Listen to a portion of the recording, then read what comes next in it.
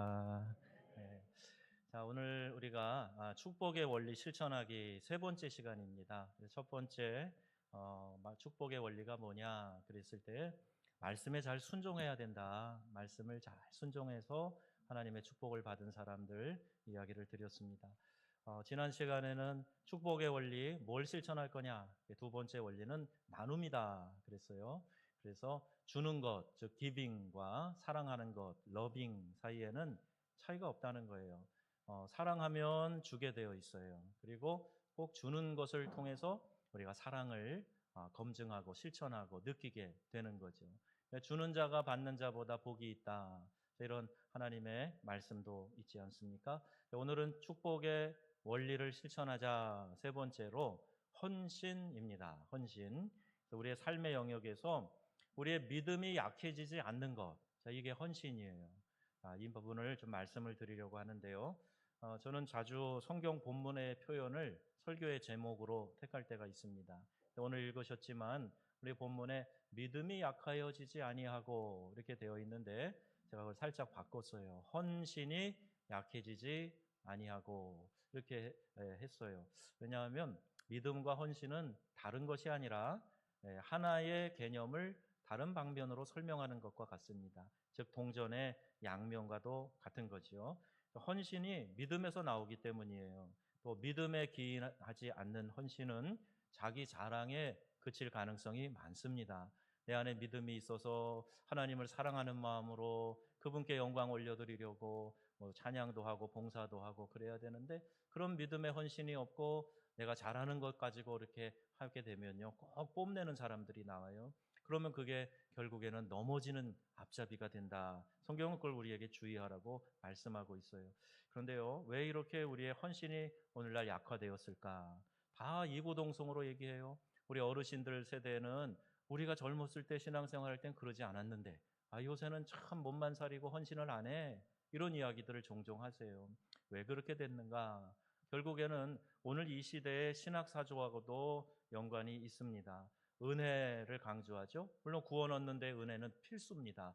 은혜가 없으면 구원이 안 되죠. 너희가 그 은혜를 인하여 믿음으로 말미암아 구원을 얻었나니 성경에도 분명히 말씀하고 있어요. 그런데 그 은혜를 강조하다 보니까 구원받은 하나님의 백성은 많이 늘어났는데 신앙의 책임을 강조하지 않으니까 헌신이 약해지는 거예요. 다시 말해서 삶으로 표현되지 않는 믿음이라는 이야기죠.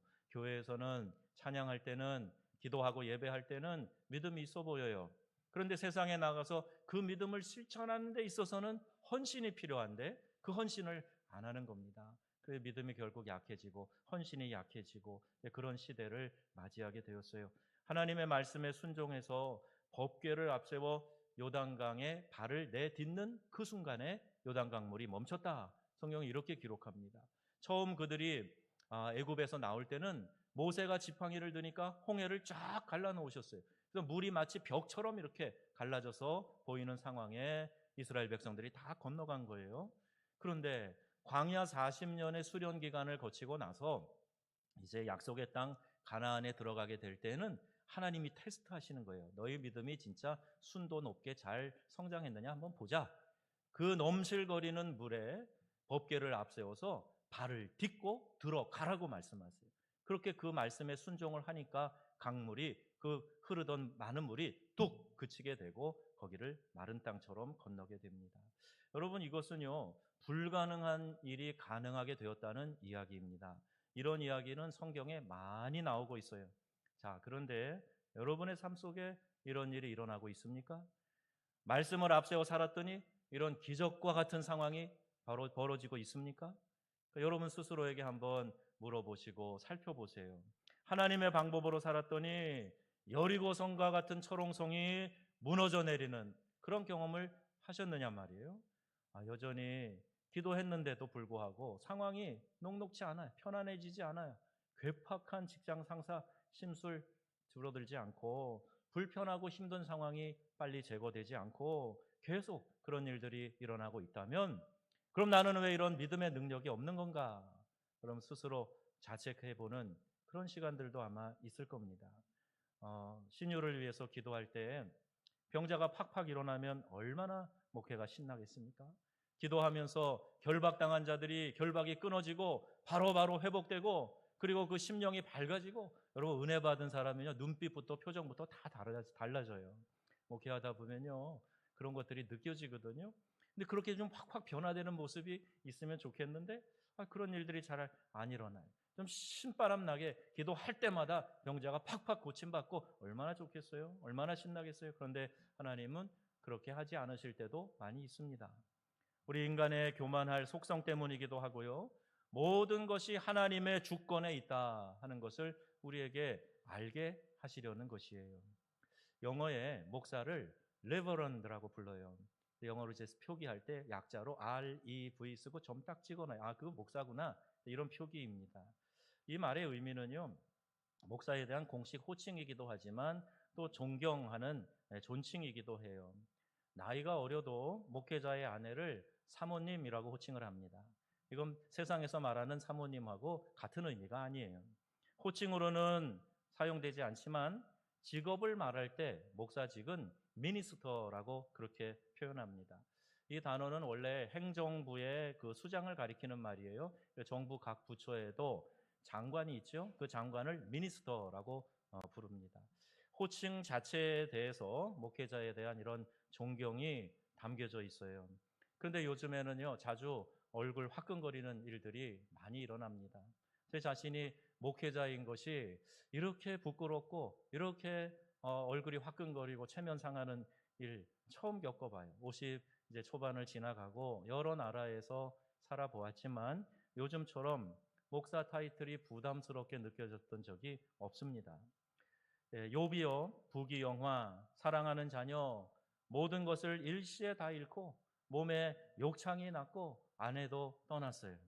그 상황에서 욥이 뭐라고 고백을 합니까? 그가 나를 단련하신 후에 뭐라 그랬어요? 내가 정금같이 나오리라. 이렇게 고백을 했어요.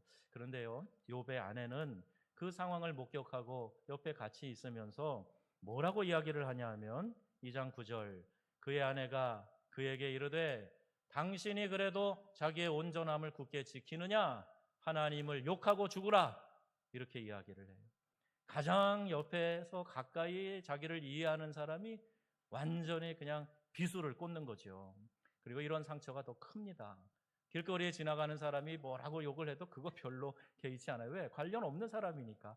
그런데 가까이에서 나랑 사랑하는 사람, 그 사람이 나에게 이런 말을 던질 때 비수같이 꽂히는 거죠. 그리고 욥의 아내는 그렇게 표독스러운 말을 하고 떠나버립니다. 여러분 어느 쪽 고백이 마음에 더 가십니까? 믿음의 사람들이니까 체면이 있으니까 욥이 한 고백이지요 라고 대답하실지 모르겠지만 사실 욥의 아내의 고백 전혀 내가 이런 마음 안 들었다 우리 이렇게 이야기하기 어렵지 않을까요?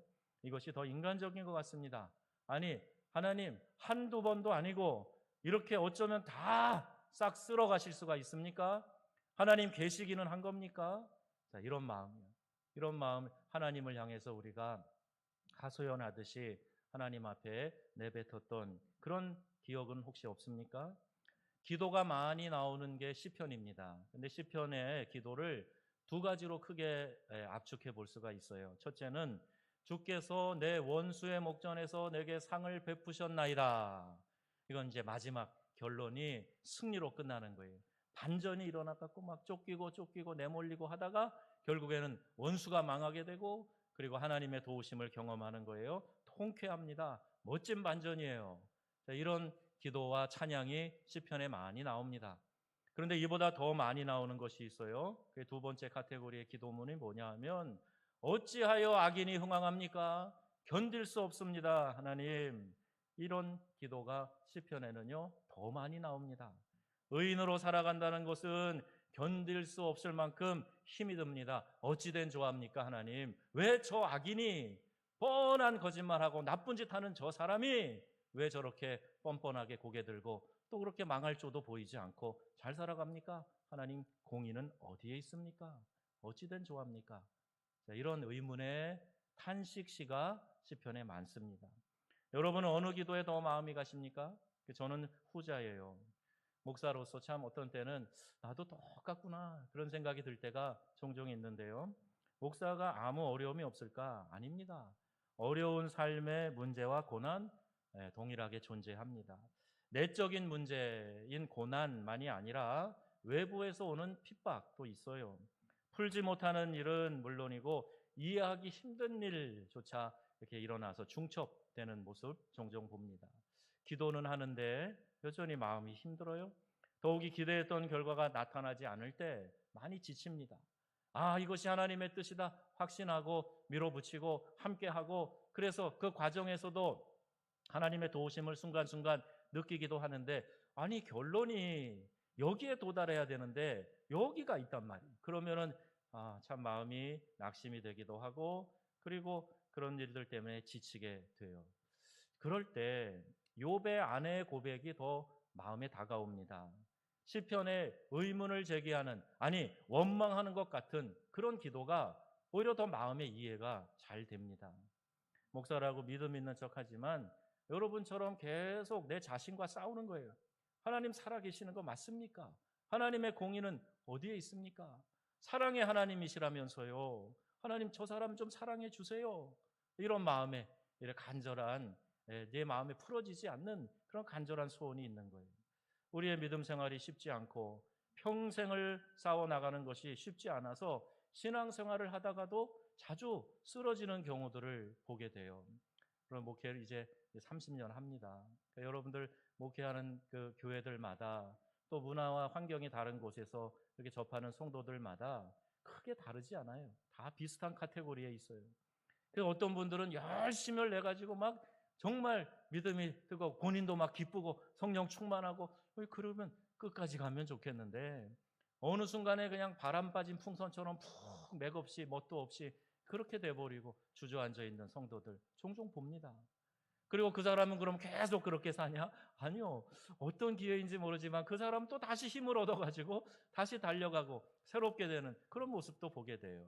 그러니까 이렇게 우리 업다운이라 그러잖아요. 올라갈 때도 있고 내려갈 때도 있고, 그런 성도들의 모습을 보면서 저희 자신하고도 이렇게 견주어 비춰보는 거예요.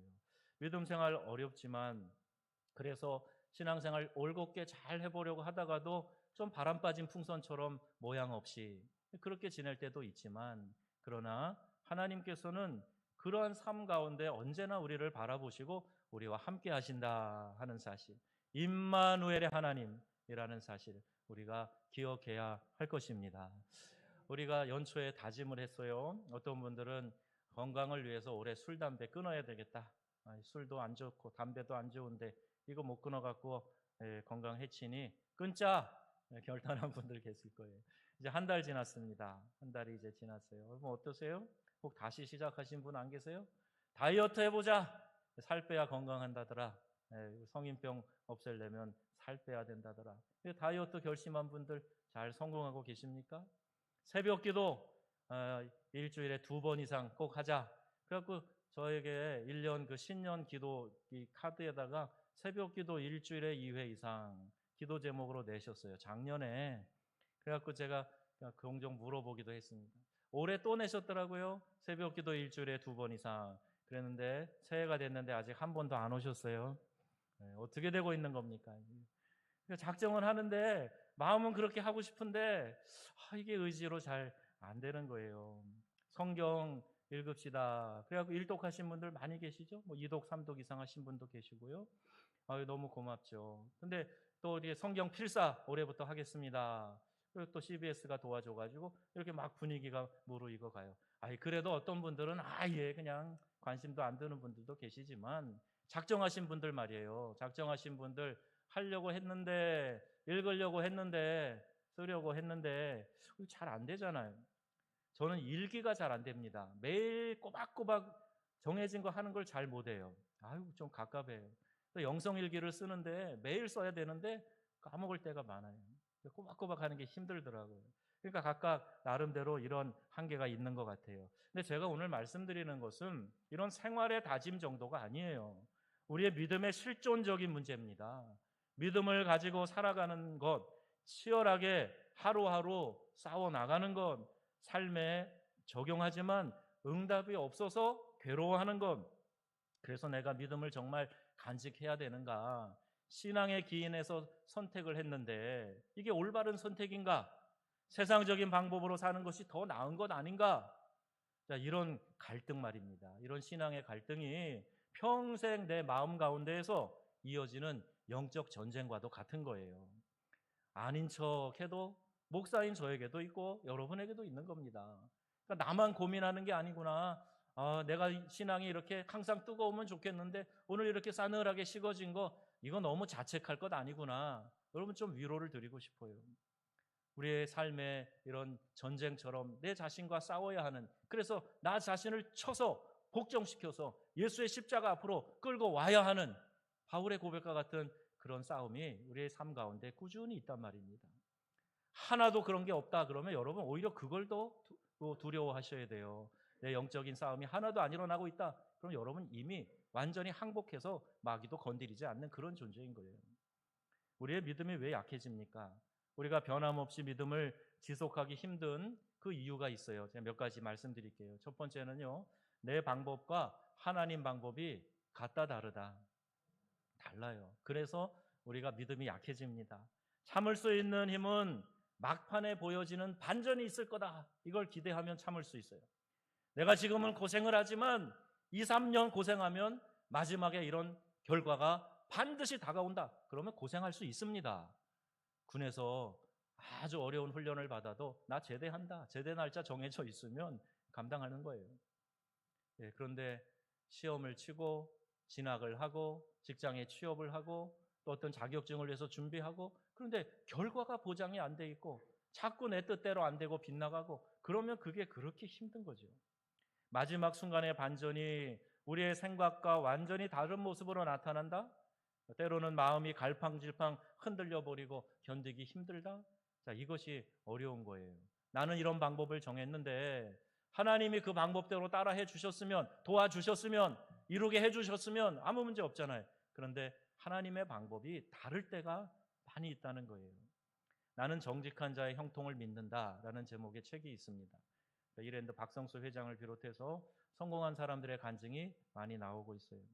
그런데 우리 성도들이 간증을 읽거나 들을 때 이런 어려움이 있었습니다. 이런 파산 도산하고 이런 막 누명도 쓰고 이런 고발 고소도 당하고 막 이런 어려움이 있었습니다. 그럼에도 불구하고 하나님 도와주셔서 이런 결과가 나왔습니다. 이런 간증의 패턴 아닙니까?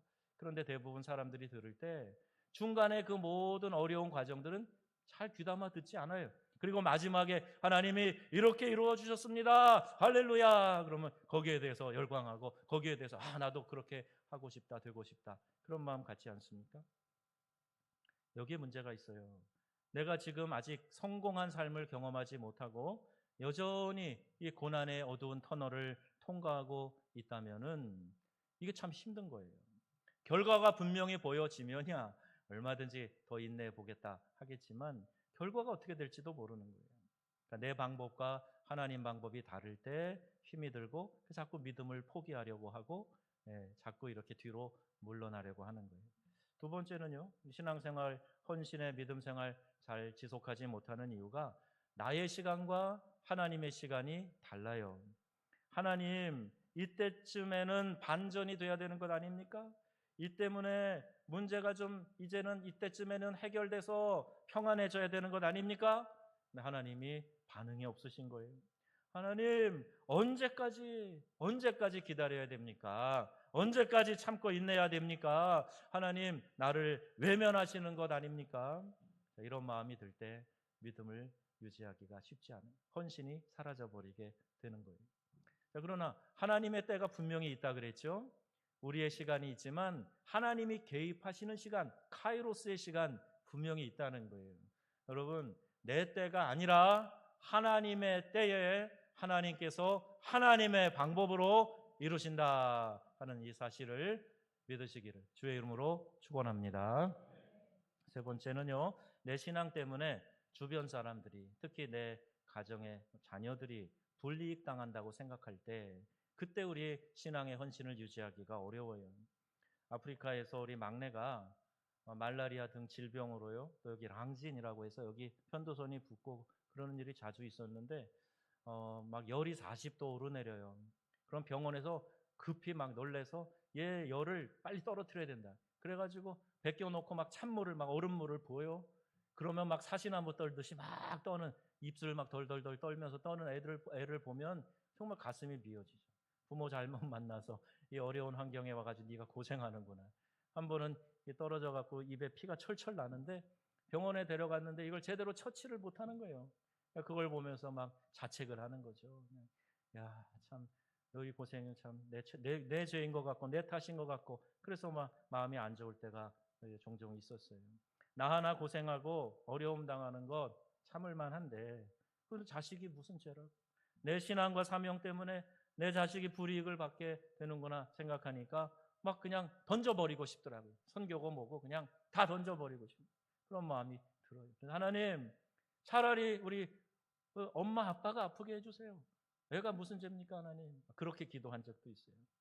여러분은 각종 시험과 면접, 자격 시험이 주일날 있을 때 어떻게 하십니까? 아이고 뭐 고민합니까? 당연히 시험 봐야지. 그런 마음입니까? 아니면 한쪽이 불편하지만 억지로 마지못해 합니까? 어떤 선택을 할 것입니까? 학교에서 행사가 있어서 아이들 나와라 할 때 교회 가서 예배 드려야지 말씀하시렵니까? 아니면 야 교회는 1년이면 52번 가는 거니까 학교가 학교 예배는 몇 번 빠져도 괜찮아 그렇게 하시렵니까? 예배가 내 삶의 중심입니다 라고 이야기를 하고 나도 예 아멘 하지만 상황이 닥치면 우리가 우선순위로 예배를 결정을 하고 예배에 참여합니까? 아니면 차선입니까? 믿음을 지키는 것은 주일 예배에 나오는 것인데 현실의 문제가 그렇게 녹록하지 않잖아요. 자녀들이 예수 믿지 않는 사람과 결혼한다고 우리 파트너를 데리고 왔을 때 여러분 갈등이 있지 않겠습니까? 부모의 신앙 때문에 자녀들이 사귀어야 되나 헤어져야 되나 고민한다 그러면 그 모습을 보고 있는 믿음의 부모 마음이 좋지 않을 거예요. 이런 변함없는 믿음 생활을 유지하는데 찾아오는 고비 이런 것들이에요. 그래서 하나님의 방법, 하나님의 때, 그리고 내 주변 사람이 믿음 때문에 불이익을 당한다고 생각할 때 우리의 신앙의 헌신이 자꾸 약해지게 됩니다. 여러분 이럴 때 우리가 믿음을 잘 지키면서 신앙생활을 하도록 하나님이 우리에게 아브라함을 소개해 주세요. 여러 가지 말하고 해도 잘 깨닫지 못하니까 복잡하게 설명하지 않으시고 자 봐라 아브라함이야. 이 아브라함이 어떻게 믿음의 행동을 했는지 네가 잘 보고 배워라. 그리고 한 모델로 세워주시는 거예요. 아브라함은 우리가 믿음의 조상이라고 하지 않습니까? 믿음 이야기를 할 때 자주 등장하는 인물이에요. 이 아브라함이 믿음의 조상이라는 별명을 얻기까지 어떤 일들이 있었는가 우리 한번 그걸 생각하면서 우리 헌신이 약해지지 않는 귀하고 복된 성도님들 다 되시기를 축복합니다. 크게 세 가지 믿음의 행동을 했어요. 첫째는 75세에 하나님의 명령을 의지해서 모든 것을 버리고 가나안 땅으로 갑니다. 내 방법과 하나님 방법 다르다고 했죠. 그렇다고 할지라도 하나님 방법에 내가 초점을 맞추고 그 방법을 따라가는 거예요. 신앙생활에 제일 힘들다고 하는 첫 고비를 아브라함은요 통과했어요. 왜? 우리가 다 이렇게 안주하기를 원하거든요. 다 편안해진 곳에 그냥 거기에 정착해서 살아가기를 원해요. 뭐 좀 바꿉시다 그러면 불편해합니다. 제가 수요일도 말씀드렸지만 우리 직원 회의할 때 지금 이 시대가 비상한 시대야. 옛날로 돌아가기 어렵다.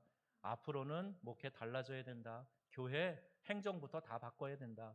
자, 우리 이제 어떻게 바꿔나갈까? 모든 것을 바꾼다고 생각하고 같이 한번 연구해보자. 이야기해봐라. 이런 이야기를 함께 됩니다. 여러분 뭔가 바꾸자. 다 바꿀 거다. 그러면 여러분 일단 불안하실 거예요. 뭘 바꾼단 말인가? 그게 우리의 본성이거든요. 근데 아브라함을 한번 보세요. 아브라함은 그 당시에 세상의 중심 역할과도 같았던 대도시에 살았어요. 대도시에 살았습니다. 하란에서 누리며 살았어요. 그의 아버지 데라는 우상을 깎아서 만들어 파는 사람이었어요.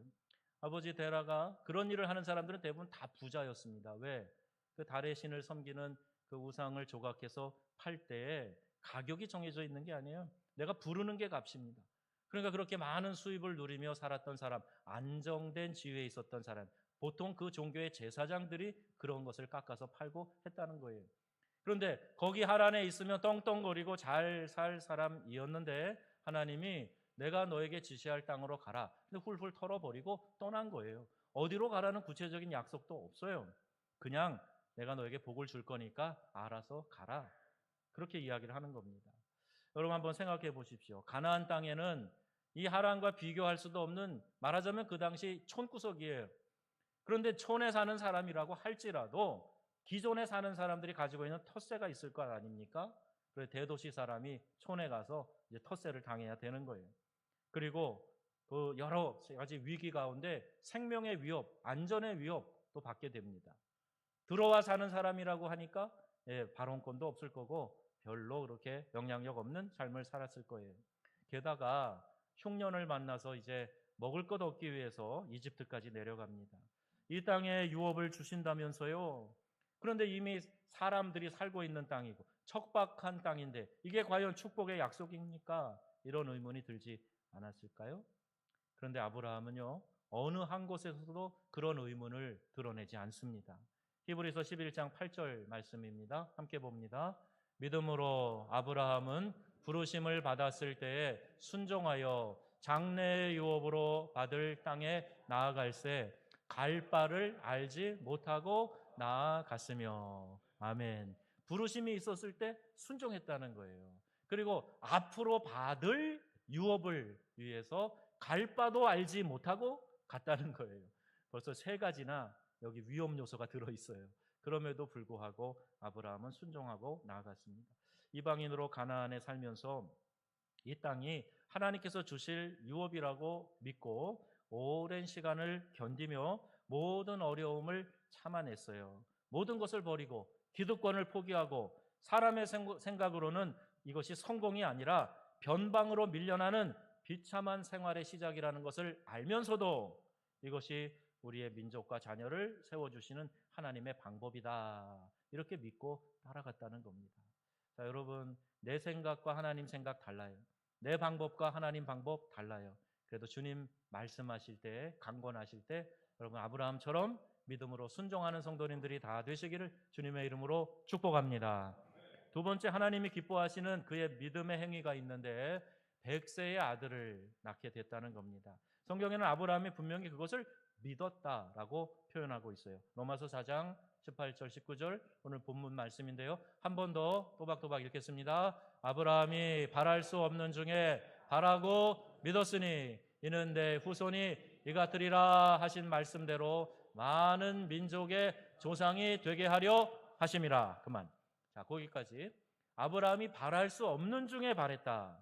자기 나이 100살, 그리고 자기 몸이 죽은 것 같고 사라의 태도 이미 생산할 수 없는 상태가 되었음에도 그것을 알고도 뭐가 약해지지 않았어요? 믿음이 약해지지 아니하고. 분명히 상황으로 볼 때는, 상식으로 판단할 때는, 내 경험으로 볼 때는 아니란 말이에요. 이게 될 수 없다는 말이에요. 그럼에도 불구하고 믿음이 약해지지 않았다는 거예요. 철저하게 하나님의 방법, 내 방법과 다른데 뭐 하나님이 하시면 되는 거지. 자, 이게 헌신입니다. 여러분, 내가 믿음 있는 채 해도 주님 말씀하실 때 아멘 하고 순종하고 따라가지 않으면 그거 믿음 없는 거예요. 내 믿음이 약해지지 않고 약속의 말씀을 잘 붙잡아야 됩니다. 어떤 말씀을 주셔도 순종할 각오를 가지고 약속의 말씀 붙잡아야 돼요. 매일 묵상하는 말씀 가운데 주의 성령의 음성이 들려지면 지체하지 말고 순종해야 된다는 거예요. 히브리서 11장 11절 말씀이 이렇게 설명하고 있어요. 믿음으로 사라 자신도 나이가 많아 단산하였으나 잉태할 수 있는 힘을 얻었으니 이는 약속하신 이를 미쁘신 줄 알았음이라. 아멘. 하나님이 신실하신, 좋으신 하나님, 미쁘신 하나님이신 걸 알았기 때문에 내가 단산하였으나 애가 또 들어서는 거 가능하지. 여러분 한번 생각해 보세요. 우리 사람을 만드신, 아니 이 세상을 만드신 창조주 하나님이 우리에게 주는 이 생물학의 법칙들, 이런 자연의 질서를 초월해서 역사하신다 하는 사실, 여러분 믿으시죠? 당연한 것 아닙니까? 아니 이걸 다 만드신 하나님이 그런 법칙에 갇혀가지고 이건 안 돼, 야 이거는 이미 내가 법칙을 정했으니까 할 수 없어, 하나님 그러실 하나님이 아니란 말이에요. 그럼 감기나 암이나 하나님은 똑같이 다루실 수 있음을 믿으시기 바랍니다. 코로나19 어떤 바이러스로 만들어졌든 하나님이 다루시면 얼마든지 통제가 가능한 줄로 믿습니다. 그걸 왜 두려워합니까? 하나님이 하시는 것이 중요한 것이지요. 100세에 아브라함, 90세에 사라 아들을 낳으리라 하는 말씀하셨을 때 받아들였어요. 믿었어요.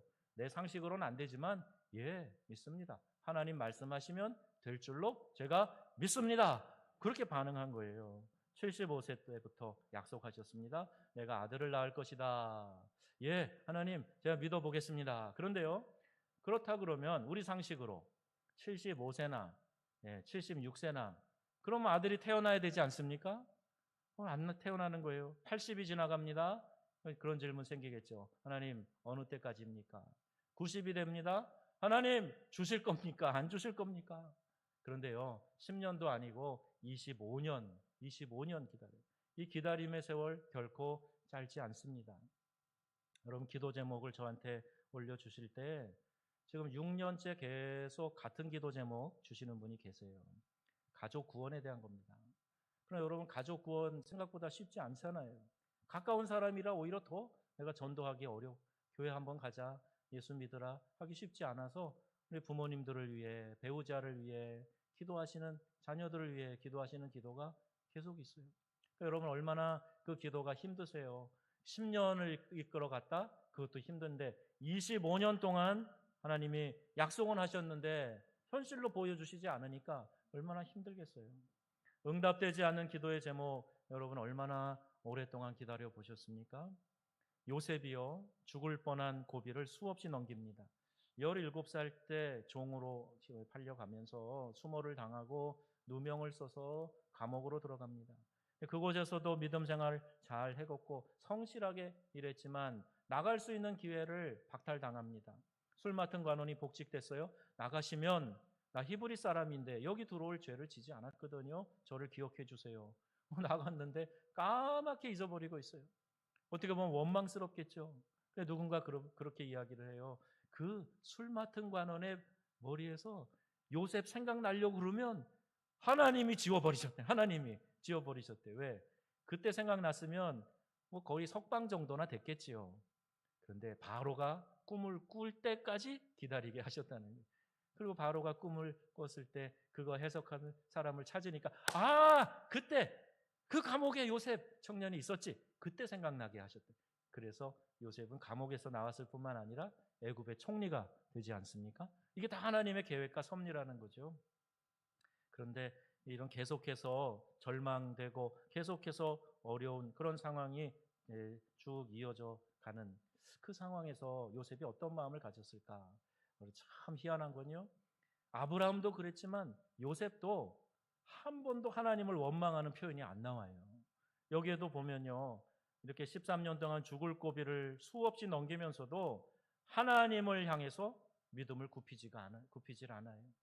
욥의 아내처럼 하나님을 저주하고 죽으라 하는 그런 마음 상태가 전혀 일어나지 않습니다. 여러분, 일반적으로는 이런 상황이 닥치면 믿음 지켜나가기 어렵죠. 나 하나님께도 삐쳤다 그래요. 그러면서 내가 곱게 신앙생활 하나 봐라. 예배도 내 마음대로 빠지고 기도 헌신 충성하는 것도 안 해. 내 감정 상했다 이거지. 그러다가 하나님까지 그서버리면 어떡할런지 모르겠어요. 그러면 안 되는데 하나님하고 자꾸 거리 두기를 하려고 그래요. 왜? 내 마음대로 안 됐다는 거예요. 내 마음을 좀 시원하게 해주셔야 되는데 하나님 내 뜻대로 안 해주셨다는 거예요. 그러니까 서운해하는 거를 그런 식으로 표현합니다. 여러분, 그거는 믿음의 사람들의 표현이 아닌 거예요. 우리도 아브라함처럼 중간중간에 좀 마음이 이렇게 어려워질 때가 있죠. 아브라함도 그랬습니다. 사실은. 그죠? 너무 길어지니까 종 엘리에셀이 그러면 상속자가 되겠나이다. 하나님이 아니라 하갈이 또 부탁하니까 하갈의 몸종 사라가 부탁하니까 그 몸종 하갈을 통해서 또 이제 자녀를 생산하게 하잖아요. 그 이스마엘이죠. 지금까지도 그 하나님의 뜻이 아닌 생산된 자녀를 통해서 이 중동의 분쟁 문제가 끊이질 않잖아요. 그리고 중간중간 그렇게 마음이 약해질 때가 아브라함도 있었어요. 그러나 하나님은 약속하신 그 약속을 끝까지 신실하게 이루어 가시는 하나님이신 줄로 믿습니다. 잘못 판단하고 잘못 해석할 수 있어요. 하나님의 뜻을 이해하는 지혜가 부족할 수 있어요. 예, 그래도 하나님은요, 싫어버리지 않으세요. 너 판단 착오했으니까 내가 너 버릴 거야, 그렇게 안 하세요. 그래도 약속에 신실하셔서 끝까지 지켜주시고 인도해 가시고 약속을 이루시는 하나님이시다 하는 사실 여러분 꼭 기억하시기를 바랍니다. 자, 세 번째는요, 이 아브라함이 하나님 앞에 칭찬받을 만한 믿음 보여준 것이 있는데 이게 결정적인 겁니다. 100세에 얻은 아들 이삭, 적자 이삭을 제물로 바쳐라 그랬더니 예, 순종을 한 거예요. 자, 보세요. 우리가 자녀 때문에 나 때문에 자녀가 당하는 그런 불이익이 있어도 그거 극복하는 거 쉽지 않다 그랬잖아요. 그런데 아브라함은 우리가 믿음을 유지해 나가기 가장 힘든 이런 조건 그냥 그대로 순종해 버리는 거예요. 하나님의 방법, 하나님의 때, 이 마지막에 가장 아킬레스건과 같은 가장 헌신하기 어려운 그 부분, 그걸 요구하시는데 아브라함 순종하는 거예요. 여러분도 다른 거는 그냥 여유롭게 대처하시지만 어떤 부분 건드리면 그것 때문에 막 팔을 하시는 분 있잖아요. 그걸 건드리는데 아브라함은 순종하는 거예요. 아브라함은 우리가 믿음을 유지하기 위해서 어떻게 해야 하는가를 잘 보여주고 있는데 이걸 잘 다 극복하게 됩니다. 자, 로마서 4장 17절에 어떻게 그가 이와 같이 믿음의 조상으로 세워지는가 함께 읽어봅니다. 기록된 바 내가 너를 많은 민족의 조상으로 세웠다 하심과 같으니 그가 믿은 바 하나님은 죽은 자를 살리시며 없는 것을 있는 것으로 부르시는 이시니라. 아멘. 아브라함이 이걸 믿었어요. 자손이 하늘의 별과 같이 바다의 모래와 같이 많아질 것이다. 그런 약속이 25년 지체되고 100세의 아들 하나 주셨는데 그러는데 그 아들을 제물로 바쳐라. 근데 아브라함이 가졌던 믿음이 바로 이거였습니다. 죽은 자도 살리시고 없는 것도 있게 하시는 하나님이시라고. 이걸 철저히 믿었던 거예요. 이 말은 내가 내 아들을 바쳐도 하나님께서 다시 살아나게 하실 줄로 믿습니다. 그 고백을 하는 거예요. 어떤 분들은 상상의 주석을 한다 그랬죠. 그래서 아브라함이 밤새 잠을 못 자니까 새벽 일찍 이삭을 데리고 모리아산으로 갔다. 잠을 못 자서 그랬다. 고민이 돼서 그렇게 얘기하는 분도 있고 또 제단에 올려놓고 이 아이들을 잡으려고 칼을 높이 쳐들 때 계속 하나님 혹시 나를 중지하라고 안 하실까? 그 눈치 보고 있었다. 그런 얘기 하시는 분도 있는데 근데 이 구절 하나로 그게 아닌 것 같다는 생각이 들어요. 아브라함 믿은 거예요. 내가 당장에 순종해서 당장에 쳐서 제물로 드려도 하나님께서 다시 살아나게 하실 줄로 믿습니다. 이 신앙이 있었던 거예요. 여러분 분명히 우리와 차원이 다른 신앙이죠. 하나님께서 우리에게도 그 믿음을 테스트하실 때가 있습니다. 인정을 받는 믿음의 사람 여러분 되어보시고 싶지 않습니까? 아니 지금까지 내가 참아오고 믿어온 것 아까워서라도 끝까지 한번 여러분 결과가 어떻게 되는지 한번 인내하면서 견뎌보시지 않으시겠습니까? 사실 목사로서요 성도들이 인내하며 지켜야 될 그런 믿음 생각할 때 제 가슴이 너무 아플 때도 있어요. 그런 사람들에게 믿음을 끝까지 지키라고 그렇게 강조하는 목사의 입장도 쉽지 않습니다. 사업이 너무 어려워져 망해가는 사람 앞에서 병이 낫는 것이 아니라 점점 더 깊어지는 사람들 앞에서 가정이 점점 더 어려워지는 그런 사람들 앞에서 기도합시다. 하나님이 붙들어 주실 테니 함께 가십시다. 이런 이야기를 하는 게요. 목사가 절대 상투적으로 하는 얘기가 아니에요. 당신이 직업이 목사니까 그냥 하는 얘기 아닙니다. 마음은 괴롭지만 답을 알기 때문이에요.